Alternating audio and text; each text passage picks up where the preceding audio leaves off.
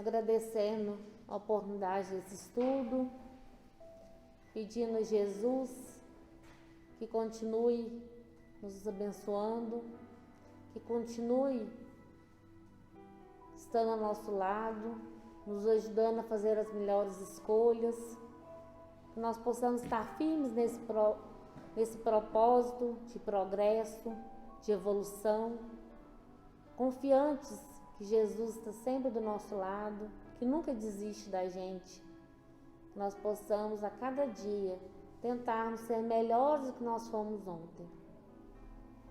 Que o amor, a paz de Jesus se está nos nossos corações. Que nós possamos sair daqui com o coração cheio de paz, que cada um possa ter recebido o conforto que aqui procura. Nós encarnados e os desencarnados. Que o amor de Jesus, a sua misericórdia, possa estar com cada um de nós. Que assim seja. O tema do nosso estudo dessa noite é o céu e o inferno, esperanças e consolações. Então, para a gente iniciar o nosso estudo, a gente vai falar um pouquinho, sobre esse céu e sobre o inferno, que ao longo do tempo nós fomos criando de forma às vezes deturpada, e nós fomos criando ao longo do tempo, desde sempre, desde muito tempo o homem sempre se pergunta qual o seu destino após a morte, para onde nós vamos. Então daí se criou esse céu e esse inferno. E de onde que começou essas ideias? Então, inicialmente, os céus. Lá na Gênesis, na primeira linha lá, logo no início, falando sobre a criação do mundo, Moisés relata, no princípio Deus criava os céus e a terra. Daí já começa o primeiro motivo pelo qual o homem já começou com essa ideia de céu. A palavra céu, traduzida do hebraico, que era shamayim, significava cheio de água. Então nada mais foi um conceito material que eles usaram, o céu, onde tem água, de onde cai a chuva. Então shamayim, que traduzido virou os céus. Tá aí um dos motivos que se criou essa ideia. E também na Idade Média, naquele tempo, os ricos, os mais abastados, eles viviam em seus castelos, queriam então continuar com essa vida boa após a morte. Eles viviam cheios de servos, não precisavam de trabalhar, viviam com seus jardins o tempo todo com mordomia e conforto, e eles queriam que o céu, que o seu destino após a morte fosse então continuação da vida que eles tinham aqui, cheia de fortuna, cheia de facilidades e conforto. E já os pobres, eles queriam que pelo menos, agora eles eram escravizados, muitos eram escravizados, eram vassalos. Eles imaginavam então que pelo menos depois da morte, que eles teriam oportunidade de ter esse céu, que para eles era a vida dos reis, a vida dos ricos. Então eles achavam que depois da morte eles teriam essa oportunidade, se eles comportassem de acordo com os ensinamentos daquela época, se eles agissem corretamente, eles poderiam ter a chance de estar nesse céu de conforto, onde não precisassem trabalhar, que fossem servidos.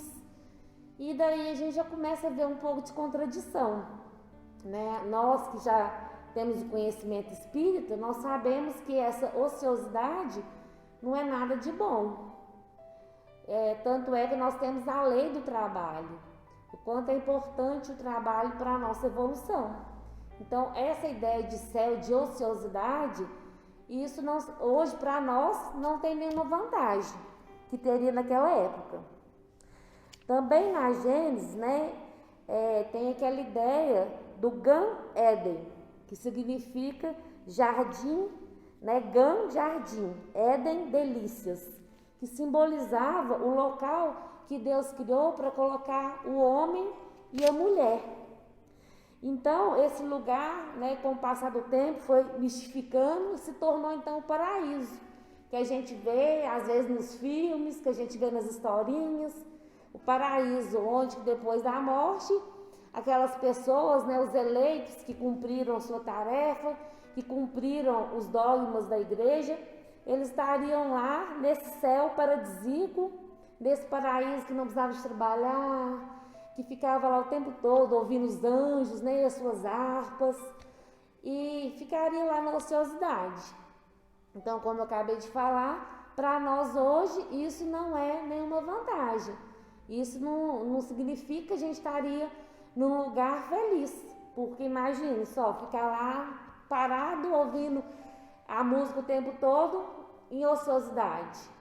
Sendo que, né, Jesus mesmo disse, né, meu pai trabalha e eu também trabalho. Então, a gente já começa a ver algumas contradições que não passam pela nossa razão, que a gente não consegue mais acreditar com o conhecimento que a gente tem hoje. Então, os pobres, né, como a gente falou, eles tinham essa ideia que a vida dos reis era uma vida de paraíso aqui na terra. Então, se eles tinham esse paraíso aqui na terra, certamente havia um paraíso também no mundo espiritual. Então, por isso ele criou essa crença, né? E tem muitas partes na Bíblia que dá essa ideia de um mundo depois da morte, né? Quando fala-se de um mundo vindouro para os bons, aquele mundo que estava por vir, mostrando que a vida aqui não era a vida boa por completa, que a gente só ia atingir esse grau quando a gente estivesse nessa vida vindoura, aqueles que cumprissem com seus deveres. Agora nós vamos falar um pouquinho sobre o inferno, então, né, que todos criaram há muito tempo, em todas as épocas se tem essa palavra. Então, o inferno também é uma palavra usada para traduzir as palavras em hebraico, que é Gema, Hades e Sheol, que eram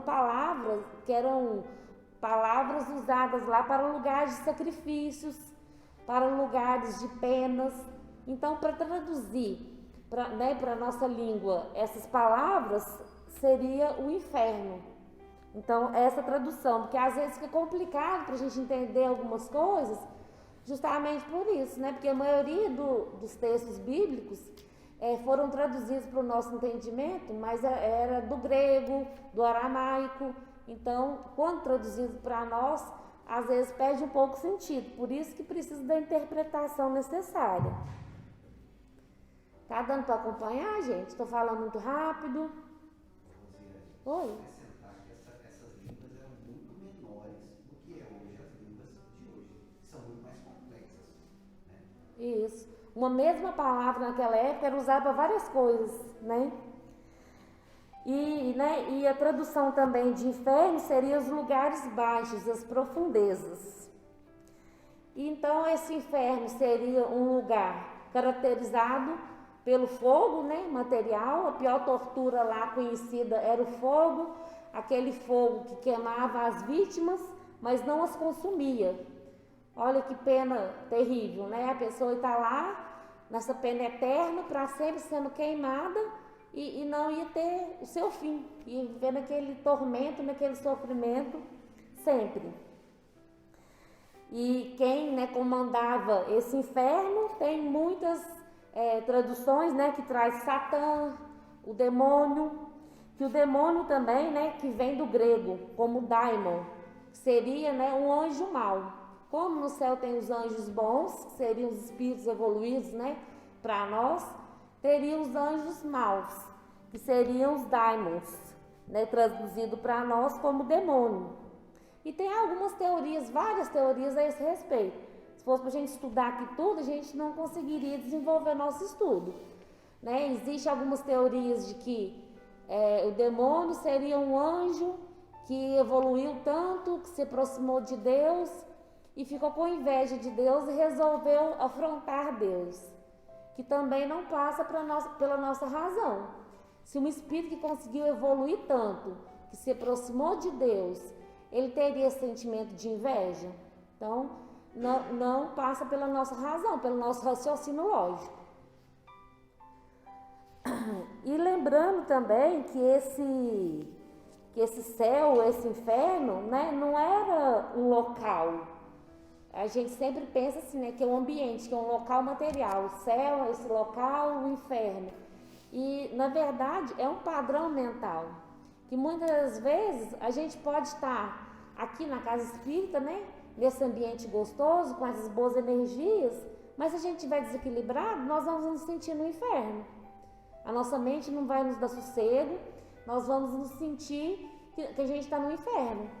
E muitas vezes a gente pode estar num lugar conturbado, mas se a gente estiver equilibrado, se a gente estiver mantendo o nosso pensamento direcionado aos bons espíritos, às boas atitudes, à oração, nós vamos conseguir nos sentir no céu. Então, na verdade, é um estado mental, não é um lugar em si. Então, com essa situação, né, de céu e de inferno, estabeleceu para o homem que ele só teria 2 destinos após a morte. Ou ele ia para o céu, né, ter uma vida boa, ou ele ia para o inferno, ter tormentos. Então, seriam os eleitos, né, os que estariam no céu, e os condenados à pena eterna. E nós não podemos admitir essa possibilidade. Por quê? Hoje nós sabemos que existe a lei do progresso, que tudo progride. E se existisse só esses 2 lugares, a pessoa não ia existir o progresso. Então, além do céu e do inferno, também foi se criada a ideia do purgatório. Todo mundo já ouviu falar do purgatório? Já? Não tem menção do purgatório nos textos bíblicos, dos textos evangélicos. Essa ideia de purgatório, ela foi criada pela igreja da época, né? Pela igreja católica, no ano de 593. Então, esse dogma da igreja, não tem nos evangelhos. Esse dogma da igreja, esse lugar seria então um lugar passageiro, destinado para aquelas pessoas que cometeram faltas leves ou medianas. E eles iam ficar ali até conseguir, como se fosse um juízo, né? Tem essas ideias também, né? Do juízo final, onde vai falar se as pessoas vão para o céu ou se vão para o inferno. Então a igreja também criou esse purgatório. E qual que era a condição para sair do purgatório? Hoje, se a gente for associar o purgatório, a gente poderia estar associando o purgatório com o umbral, não poderia? O que vocês acham? Hein, gente? Então, a gente poderia estar associando, porque é isso, né? Quando a gente desencarna, que a gente vai, né, para o mundo espiritual, dependendo das nossas atitudes, nós vamos estar no umbral. E esse umbral, que é também o nosso estado mental, né, aonde a gente vai estar sendo atraído, a gente, para sair de lá, para ir para mundos melhores, para ter oportunidade de reencarnação, o que a gente precisa? A gente precisa ter melhoria, não é? Não ter uma transformação, um arrependimento e realmente, de coração, querer mudança, querer ser uma nova pessoa, querer ter oportunidade de corrigir o que se fez de errado. Não é essa a condição? Ter a fé em Deus, né? Entrar em oração e pedir essa oportunidade. Já o purgatório não era essa condição. A pessoa não precisava de arrepender dos seus erros, não precisava de nada. Ela precisava de receber orações. Ela precisava que pessoas orassem por ela ou que mandassem orar por ela, que dependendo do número de orações que a pessoa recebesse, ela ia conseguir sair do purgatório e ir, né, para o céu. E devido a isso, nessa época eles fizeram até abuso, né, que muitas pessoas começaram a cobrar para fazer as preces, para fazer orações. Né? Então, quanto mais prece o espírito recebia, mais chance ele tinha de sair do purgatório. Aí começou o abuso com as preces pagas, né? Muita gente aproveitava dessa ideia e começava a cobrar para fazer as preces.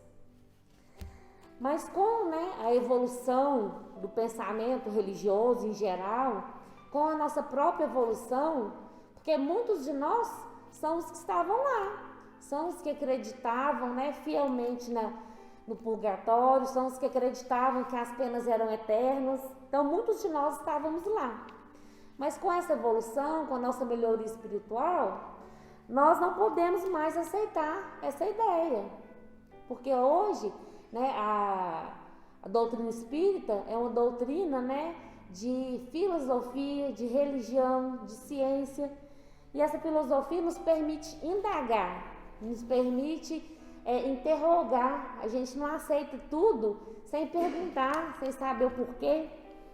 Então, nós queremos respostas coerentes, respostas que passam pela nossa lógica. Então, nós não podemos mais aceitar essa ideia, de céu monótono, de céu ocioso e nem de inferno de penas eternas. Primeiramente, porque estaria em desacordo com os atributos de Deus. Deus, tem alguns atributos, a gente não sabe, igual está lá na pergunta do Livro dos Espíritos, a pergunta 1, que é Deus? Então, Deus é a inteligência suprema, a causa primária de todas as coisas. Isso nós sabemos, mas nós não sabemos, direito, a gente ainda não tem a inteligência suficiente para compreender a natureza de Deus. Mas nós conseguimos compreender os seus atributos, as suas qualidades. Então, eu até coloquei aqui para a gente refletir a respeito.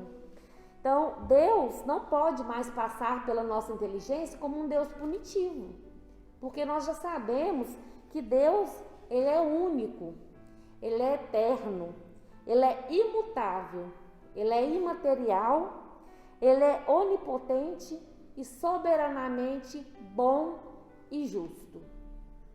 Então, nós não podemos acreditar que se Deus é um Deus bom, soberanamente, sobretudo bom e justo, que Ele ia permitir que um dos seus filhos ficasse para sempre em um lugar, vendo seu corpo queimar, sem ter fim e sem nenhuma possibilidade de poder resgatar os seus débitos. Não tem lógica, gente? Então, já bate aqui em contradição com os atributos de Deus. Então, aqui, igual a gente já tinha falado, que o céu e esse inferno, propriamente, que a gente foi criando ao longo do tempo, ele não é um espaço, não é um lugar, é um estado mental, está na nossa consciência, nós somos atraídos para esses lugares. Não é assim? Jesus já não havia dito? Onde está o seu tesouro, ali estará o seu coração. Então, nós somos atraídos por lugares que nós somos afins. Aqui na Terra mesmo, Nós estamos aqui. Vocês estão aqui porque vocês são afins com a doutrina espírita, com os ensinamentos de Jesus. Então, vocês estão todos aqui porque vocês foram atraídos por aqui, porque é o que vocês gostam. E, do mesmo jeito, no mundo espiritual, a gente, ao desencarnar, a gente vai ser atraído, vai ser direcionado para aquele lugar que a gente é afim. Então, está a nossa consciência que nos puxa para esse ambiente, para esse estado mental. O que nos leva, muitas vezes, a sentir no inferno, que é propriamente dito, Aqueles espíritos que desencarnam sem conhecimento, aqueles espíritos, que cometeram muitas atrocidades e ainda não querem mudar, ainda não têm oportunidade de mudança, estão revoltados, estão apegados no material, estão cheios de culpa, de remorso. E então esses espíritos se sentem atraídos para lugares inferiores, que é propriamente dito inferno, lugares de penas. E muitas vezes aqui na reunião mediúnica, os espíritos vêm e dão testemunho do lugares que eles estão. E realmente parece um inferno, um lugar de penas.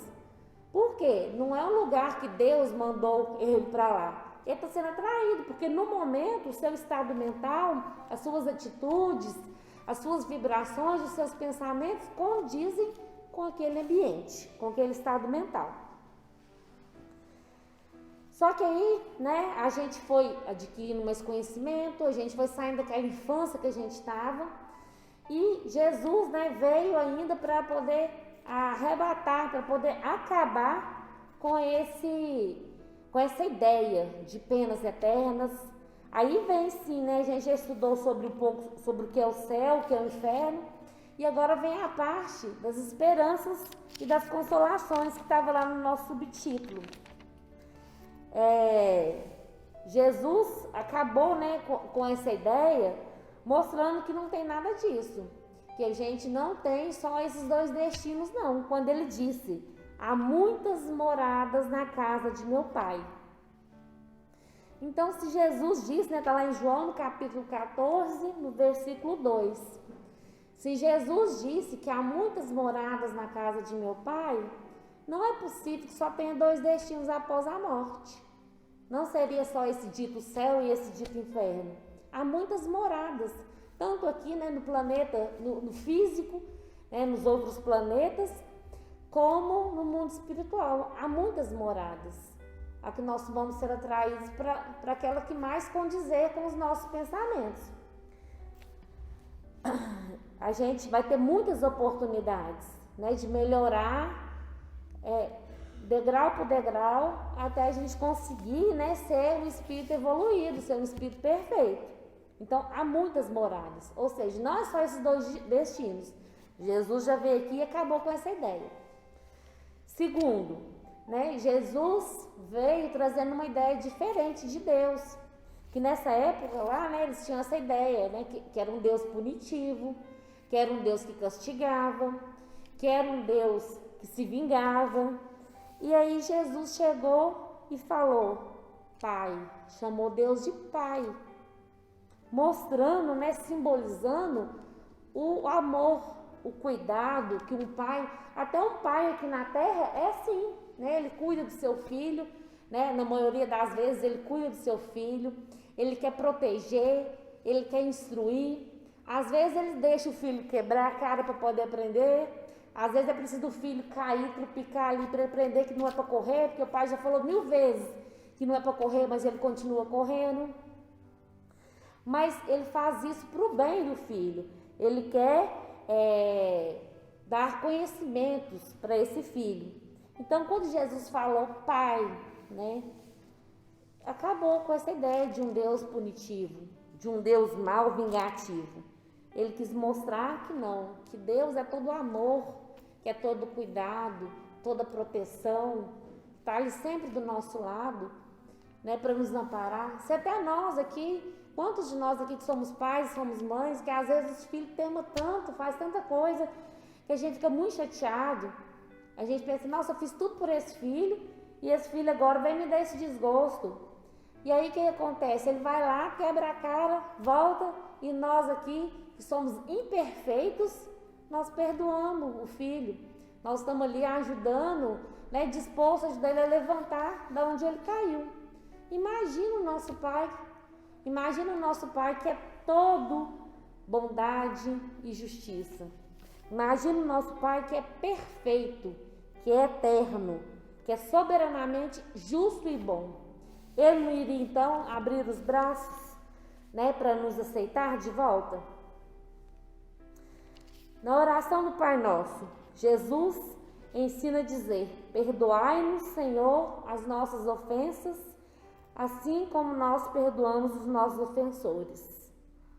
Se Jesus soubesse que não há essa possibilidade de Deus, né, perdoar as nossas ofensas, Jesus ia ensinar uma oração dessa para nós? Jesus ia ensinar a gente ficar pedindo a Deus que nos perdoe, sendo que não ia ter resposta, sendo que Jesus sabia que não ia obter esse perdão? Então Jesus não faria isso. Então o Pai Nosso é um protesto todos os dias contra as penas eternas, contra a ideia de um Deus vingativo e punitivo. Toda vez que a gente faz a oração do Pai Nosso, a gente está fazendo um protesto a essa ideia antiga de que Deus aceitaria, permitiria que houvesse um lugar de penas eternas para os seus filhos que ele tanto ama. Jesus falou sempre de um Deus bondoso, né? Em todas as partes que a gente lê no Evangelho, na Bíblia, a gente sempre acha um episódio, uma parábola falando de Deus bondoso, de Deus misericordioso. Uma das principais parábolas, né, que mostra isso claramente para nós é a parábola do filho pródigo. Todo mundo conhece? Né? A parábola que o filho chega para o pai, pede a parte da herança, e aí o pai deixa, né? Sabia que o filho estava fazendo coisa errada, mas deixou para ele aprender, deu para ele a parte da herança, ele saiu e gastou tudo com vícios, com luxúria, com festas, gastou tudo que tinha. E depois viu, né, o que tinha feito de errado. E aí ele viu que já estava sem nada, sem nenhum dinheiro, e começou a trabalhar com porcos, que era um serviço muito pejorativo daquela época, porque porco era considerado imundo. E aí ele pensa, gente, meu pai, lá os empregados do meu pai têm abastança, os empregados de meu pai têm o que comer, e eu estou aqui querendo comer a comida dos porcos, a lavagem dos porcos. Então ele pensou, eu vou voltar para o meu pai, mas eu nem tenho coragem de pedir que ele me aceite como filho, eu vou pedir que ele me aceite como empregado. E foi ele, né? Eu penso ele que deve ter voltado pensando, meu Deus, será que chegar lá, como que meu pai vai me receber? E quando o pai avista ele de longe, ele vai de encontro a ele, nem espera ele chegar, ele vai de encontro a ele, né? E coloca nele um anel no dedo, uma túnica, e mata muitos bezerros, né, para fazer uma festa, para se alegrar, porque o filho dele estava morto e renasceu. Então, mostrando para nós que é sim, por mais que a gente quebre a cara, por mais que a gente tenha as atitudes erradas, porque nós estamos nesse momento de aprendizagem, né? O planeta Terra é um mundo de provas e expiações. Por mais que a gente esteja nesse planeta, Deus conhece as nossas fraquezas e sabe que nós vamos demorar muito ainda para não ter erros, para não ter falhas. E quando a gente erra, arrepende, né? Quando a gente quer ter uma mudança, quer seguir um caminho melhor, a gente lembra de Deus naquele momento e não precisa nem da gente correr muito. Basta a gente dar uma iniciativa que a gente quer melhorar, que Deus vem ao nosso encontro e nos dá essa oportunidade.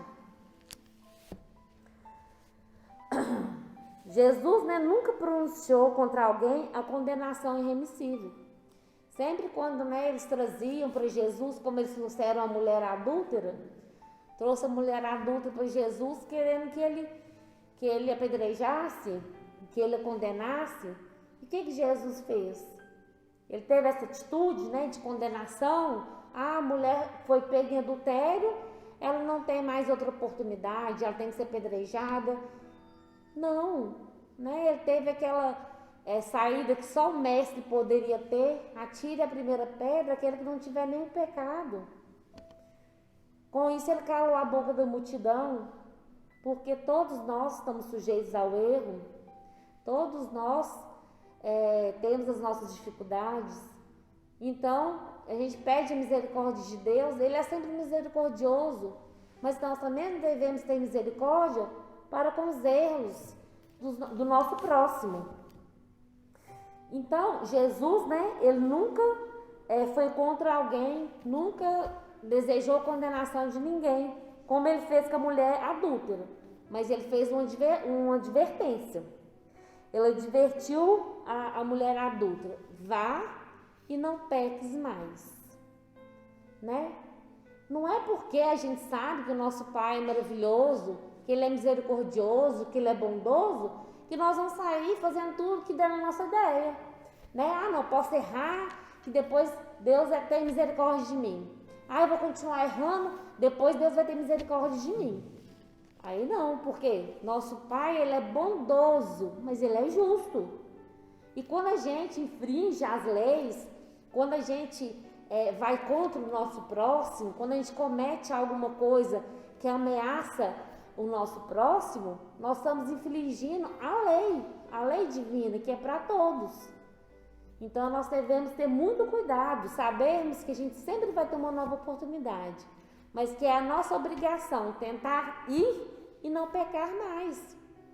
Sermos vigilantes, procurarmos sempre nos esforçarmos para errar o menos possível, para não cometer o mesmo erro de novo. É claro que vai acontecer várias vezes a gente cometer o erro, mas que a gente tem que estar sempre vigilante, tentando não repetir o mesmo erro. Alguém quer perguntar alguma coisa? Quer comentar? Então, falando, né, que essa ideia de punição ela era tão grande, né, na época da Inquisição, onde aquelas pessoas que não estivessem de acordo com as normas da igreja, elas eram queimadas, né, na fogueira. E então essa ideia de penas eternas, de punição, de vingança, que não dava oportunidade da pessoa reparar o seu erro, ela veio acompanhando as pessoas durante muito tempo. E foi preciso, né, a opinião de muitas das pessoas importantes que não eram tão ortodoxos, aquelas pessoas que não eram tão rigorosas com essas leis, para poder acabar com essas fogueiras, onde pegavam as pessoas que estavam em desacordo com a ideia deles e jogavam na fogueira. E vocês acham que essas fogueiras acabaram de verdade? O que vocês acham, gente? Que hoje em dia não tem mais fogueira ou que ainda existem as fogueiras? Hã? Não existe da forma física, pegar e jogar, mas está dentro da cabeça de cada um. Exatamente, Luiz. Infelizmente ainda existem essas fogueiras, né? Aquela fogueira que está na nossa cabeça, da gente achar que muitas vezes nós podemos julgar o outro, que a gente pode fazer justiça com as próprias mãos. Se nem o nosso Pai, que é todo poderoso, faz, por que nós devemos fazer? Por que nós não podemos perdoar o erro do outro, ter compaixão do outro, né? Infelizmente, por esses dias, a gente viu uma situação muito, muito triste, né? Muito parecida com essa fogueira. Acho que todos, né, ficaram sabendo da história lá do Lázaro, né? Pelos crimes que ele cometeu, e depois que ele foi pego, que foi morto, tinha muita gente comemorando essa situação. Tinha muita gente achando que foi muito bom isso acontecesse. Muita gente querendo ser justiceiro, esquecendo que também é cheio de débitos, que também precisa da misericórdia do outro, que precisa da misericórdia de Deus. Então nós devemos também vigiar essa ideia em nós de punição. Não se esquecer, né, que por pior que seja o erro, né, no caso mais recente, que a pessoa também é filho de Deus. Que Deus ama ela da mesma forma que ama nós, que ama um espírito mais perfeito, e que ela também tem que ter essa oportunidade de mudança, de melhora. Então, acreditar nas penas eternas era não acreditar nos atributos de Deus. Porque se nós acreditamos que Deus é perfeito, nós não podemos acreditar que Ele permitiria que um de seus filhos, não tivesse oportunidade de resgate. Então fica um dilema: ou Deus é perfeito e não há penas eternas, ou há penas eternas e Deus não é perfeito.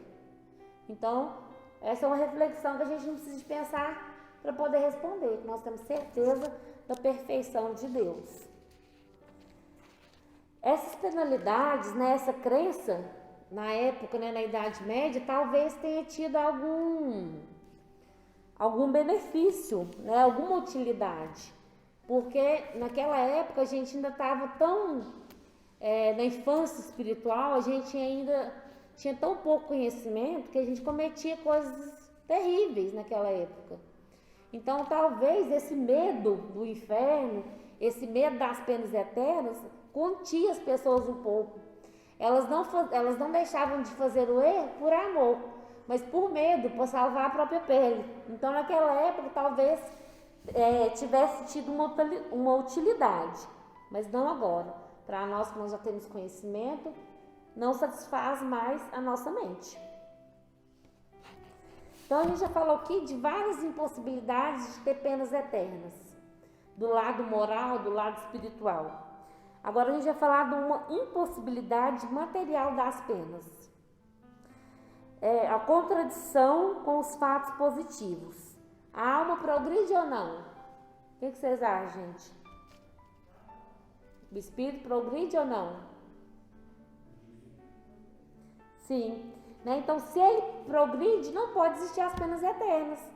Porque hoje eu faço coisas que há 10 anos atrás eu não fazia. Hoje, coisas que eu fazia 10 anos atrás, hoje eu já não faço mais. E tenho certeza que daqui a 10 anos, coisas que eu faço hoje, eu não vou fazer mais. Porque eu vou ter oportunidade dessa evolução, dessa progressão, de a cada dia aprender um pouco mais.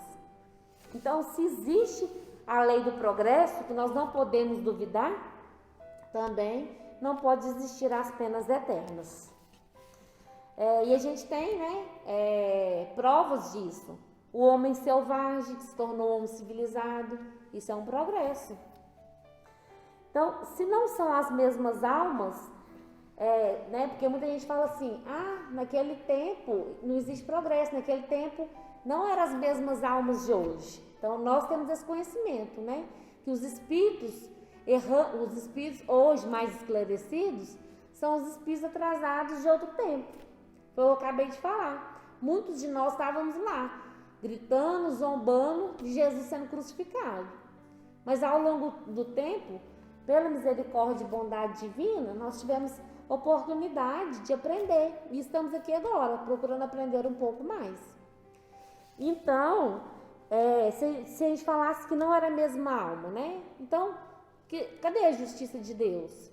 Por que aqueles não tinham conhecimento nenhum?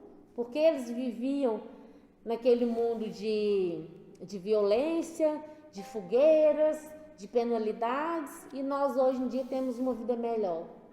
Deus não estaria sendo justo. Então, ia contra, novamente, um atributo de Deus, que nós sabemos que Deus é justo.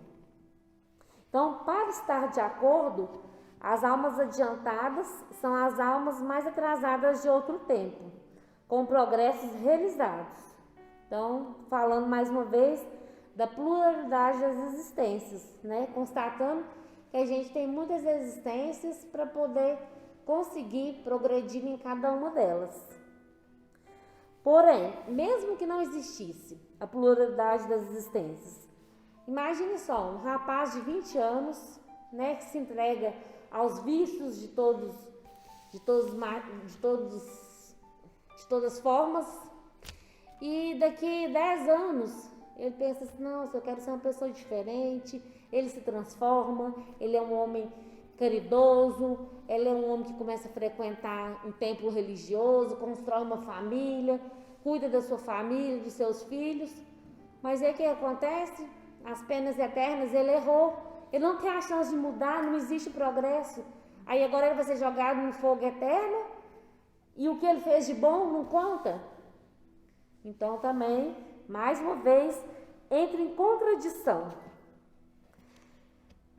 Então, o progresso vem abolir a possibilidade material de se existir as penas eternas. E vários outros versículos bíblicos do Evangelho, a gente encontra falando da certeza que nós seremos salvos. Salvos que eu falo, que nós seremos, chegaremos ao objetivo que a gente está aqui. Qual que é o nosso objetivo? Não é evoluir? Não é se tornar perfeito? Nós vamos conseguir de qualquer forma, porque Jesus garantiu que nenhuma ovelha que meu Pai me confiou será perdida. Então, nós podemos temar, mas nós todos vamos chegar à perfeição. Nós todos vamos chegar a ser espírito puro.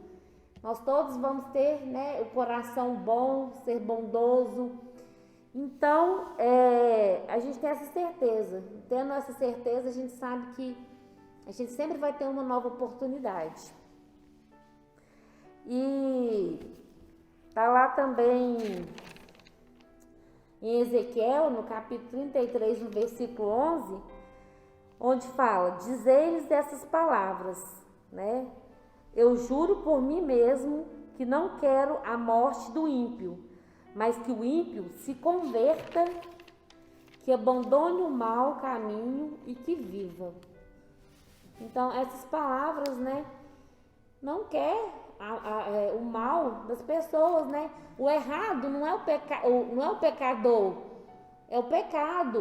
O mal está no pecado. Jesus, né? Ele não aprova o pecado, mas ele ama o pecador.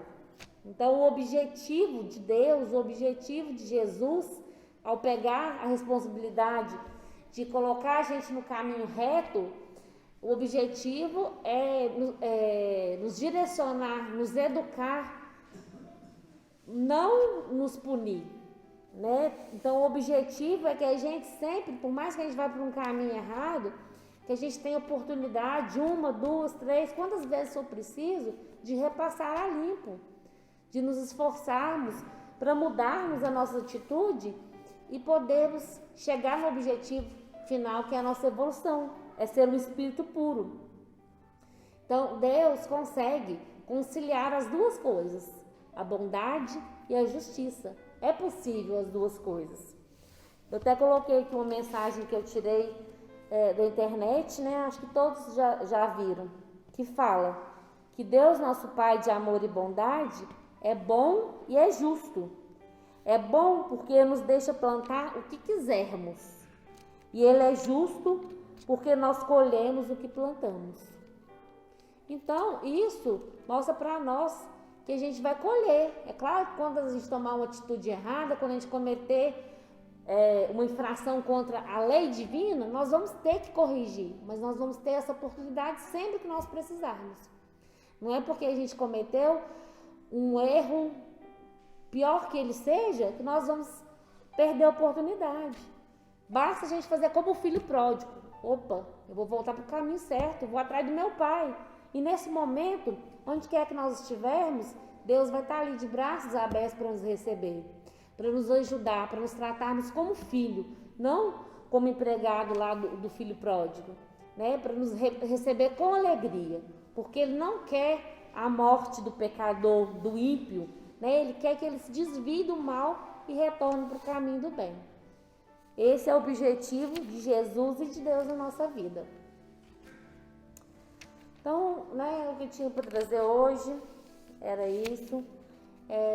Se você tiver alguma pergunta para fazer que não ficou clara, ou quiser comentar alguma coisa para enriquecer o nosso estudo, pode ficar à vontade.